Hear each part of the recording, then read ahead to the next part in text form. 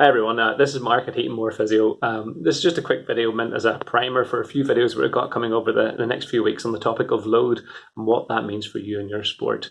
Load itself is actually a relatively complex topic, but really what it refers to is the physical stress that you put your body under whenever you are training. So for example, when you're out running. The whole point of load or physical stress, we hope whenever we're training, is that we it's sufficient enough to provoke a positive adaptation. So that might mean if you're a runner, you might run to become fitter, for example, you might run to become faster. So we hope that we are loading sufficiently that we provoke this change in the body. But what we also hope is that we don't stress it so much that we provoke a negative reaction, which might be tissue stress or maybe an injury, for example. And so to be able to do this, it's useful to quantify how much stress or physical stress we're putting our body under over the course of a week, usually. And so to do this, we often use a thing called the Acute Chronic Workload Ratio. And for this video, we're just going to use the first part of the Acute Chronic Workload Ratio, which is the method used to quantify how much load we go under. So we're going to use this and we're going to apply it to runners, okay, because it's relatively simple with runners, but you can do it for any sport. So you can do it for weightlifting or for rugby or whatever your training is, you can find a way to work this out.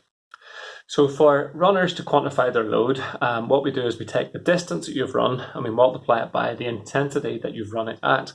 And the way we work the intensity out is by using a thing called rate of perceived exertion, which is just a simple scale that allows you to, it goes from 1 to 10 and allows you to quantify the intensity that you ran at. So for example, 1 out of 10 would be a leisurely stroll, no taxation of the system whatsoever. 10 out of 10 or 9 out of 10 would be pretty much close to your limits, hardly survived it at all. Most people, myself included, might run a park run or a 5K at about 6 or 5 out of 10, which means, it's taxing enough, but not necessarily physically distressing, or it's not anywhere near our limits. So to work out the load a runner might go under, so you might say, for example, you've had a relatively easygoing 5K run, so you rate that at 5 out of 10 on the RPE, and so you've done a 5K run at 5 out of 10 RPE. You just simply multiply these two numbers together and this gives you 25. Most people, runners, might run 3 times a week, and say, for example, you've had 3 runs across the course of the week, 5K at 5 out of 10 RPE. This gives you on, say for example, you did it on the Monday, you did a 5K run at 5 out of 10. This is 25 units of load, and then you did a similar run on the Wednesday, a further 25, and then a similar run on the Friday, another 25. And this gives you 75 units of load for that week. Now, this is then a useful number to have because this allows us then to assess our previous weeks and have a look at those and see if we are doing more or less than we thought we were doing, and also helps us to plan for the next few weeks and helps us to make sure that we can progress but not necessarily progress to an extent where we maybe risk an injury. And this is the second part of the Acute Chronic Workload Ratio, which we will cover in a different video.